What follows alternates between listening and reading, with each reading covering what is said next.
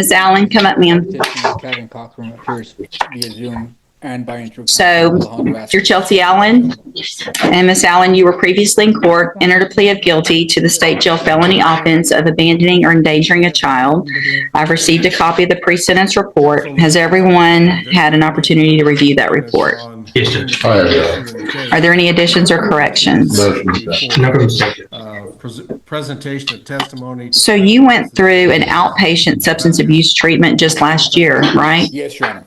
And you did that through Spindletop, and you're still smoking marijuana a week before court. High points. Are you smoking marijuana? Did you smoke marijuana a week ago? In the testimony in this case. That's right. Yes. I trust you. So based on that, and based on the fact that you've had outpatient treatment and you're smoking marijuana a week before court, obviously that gives me concern, and I'm going to, any other? I think the court will address this with the way you're fashioning this probation, but she did minimize, and I highlighted. I did too. She kind of minimized her responsibility for this officer.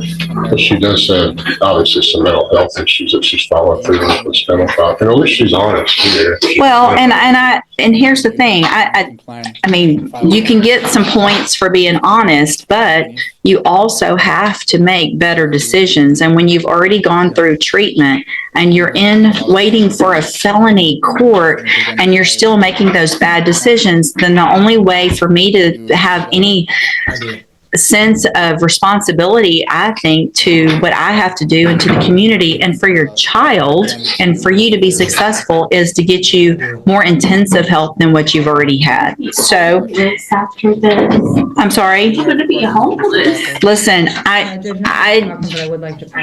appreciate what y'all are saying, but I didn't get, I did not get you here. I'm going to find that you entered your plea of guilty freely and voluntarily, find sufficient evidence to find you guilty. However, I'm going to follow the agreement and defer all proceedings and place you on probation for a period of 5 years. You're ordered to pay that $1,000 fine, and you're ordered to, Ms. Levitt, at this time, the court will admit. Yes, Your Honor, my thinking was that perhaps the court's concerns could be addressed in connection. I'm considering something a little bit different for Miss Allen. I know that probably doesn't help a lot financially, but just based on the situation before with Spindletop, just take a breath. So we do have that here. I know. Take a breath. PM 116, correct? Yes. Okay, and this matter was filed. I mean, do you understand? Is that accurate? Do you understand why I am where I am Address you and how irresponsible and how ridiculous the decision was to smoke? South State Road in Andover, Kansas. What? Okay, and that's Butler County, correct? And. Well, I mean, you would. You come, I will. Well, it's not a matter of y'all leaving each other. It's a matter of you making this, and it may be if that's what makes you make better decisions, right? So if you have, hang on, listen to me, all right? If you're feeling pressure to make decisions and to smoke and these decisions that make no sense, then you have to do at this point what's right for you. Because you, regardless of what happens to him, are looking at going to prison for making those decisions. Whether you feel pressure for them, whether you make them on your own, it's time for you to take that personal responsibility and do what's best for you and your child that you don't even have right now, and that you're not going to get if you keep making these bad decisions, right? Monday, Tuesday, Friday, Saturday, Sunday. All right, so here's what I'm going to do, Chelsea. I'm going to order as a condition of your probation that you enter and successfully complete the JCDI program or the Spindletop ATAR program, the drug program through Spindletop. Whichever one probation feels is more appropriate, then that's what you're going to be ordered to do. Those are outpatient programs. That means you can be out, you can try to salvage whatever you can without his income for a few months, and you can make some decisions on what's best for you, right?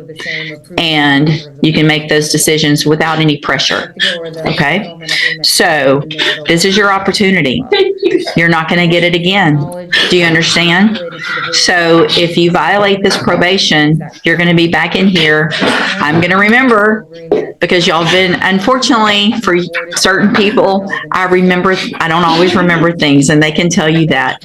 When I do remember, it's usually not a good thing, right? Because I remember I either gave you some opportunity that someone said I might not should. That's going to be reminded to me when we come back. I want you to take this opportunity and do right. You're going to have to do parenting classes if you haven't already through CPS. Completed, so. Good. Completed parenting classes. Good. Mental health classes. Good. And, this mental health. Perfect.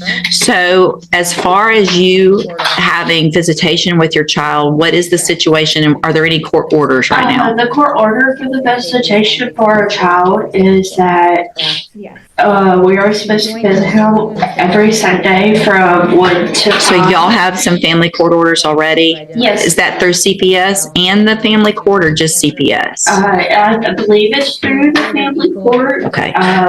They told us when our case got closed that they were waiting for the judge to sign off on the agreement we made for visitations. Okay. And So here's the thing, I'm fine with visitation, but it's not going to be unsupervised until I make sure that you get. It's not allowed to be. Okay. I'm sorry. That's okay. That's okay. So if you get to a point in the family law matter where they start allowing unsupervised visitation, you need to talk to your probation officer about that so that I can then modify if I feel like it's appropriate and you've done everything you're supposed to on probation, because you have to have my permission to have unsupervised visitation with the child as well. So not just them, but me too.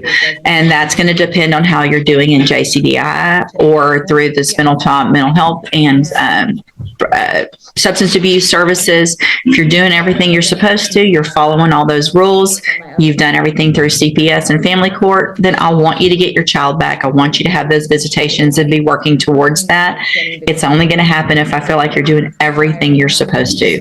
All right.